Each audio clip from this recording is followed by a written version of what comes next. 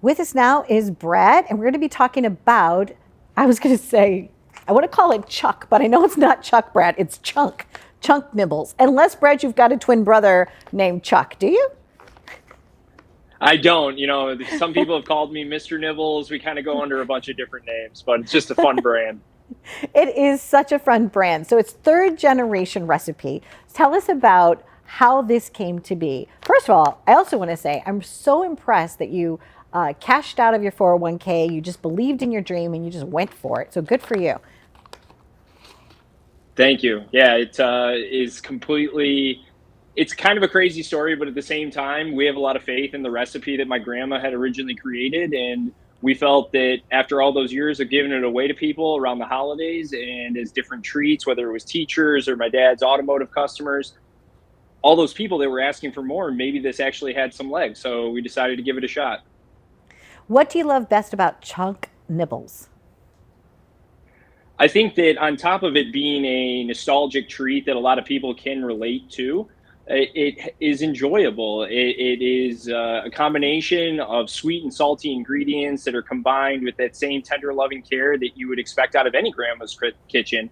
And it's a delicious recipe that people really enjoy and can connect with.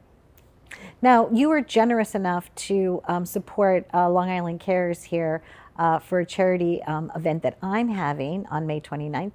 And I know you also are very involved in charitable giving for Blue Star and the service dogs. How did that connection come about for you? So with it being my grandma's recipe, I didn't want to leave my grandpa in a lurch. So both my grandfathers are Air Force veterans. We're also a big dog loving family.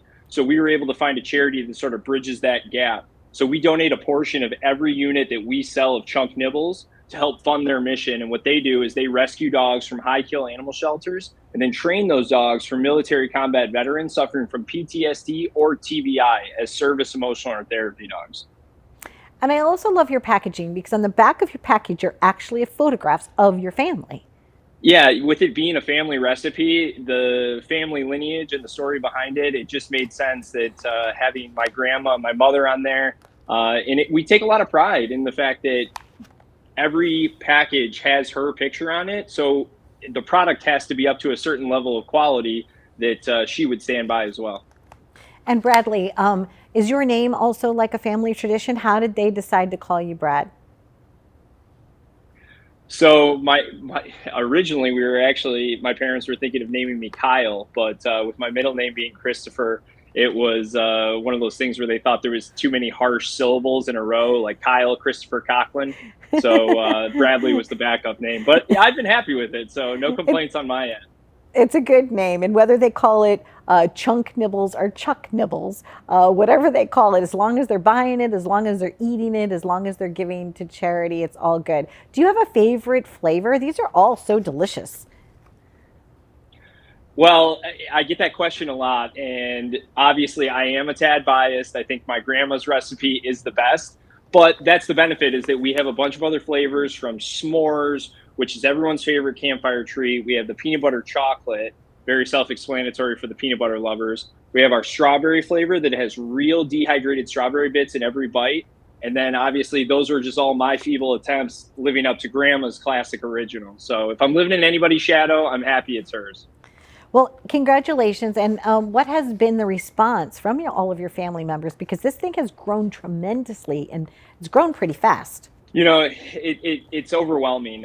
We did lose my grandma at the end of 2020. My grandfather is still around and kicking, and I think it's a lot to digest because when you're in the mix of the day to day, it's hard to take yourself out and look back and see how far we've came. But at the same time, we have an overwhelming amount of support from family and friends. My grandmother was such an important person in my life that I know that she was super happy and she was very proud. She was able to go to her stores that she would shop in and see her product with her picture on it and, becoming a grocery store staple. So we take a lot of pride in it.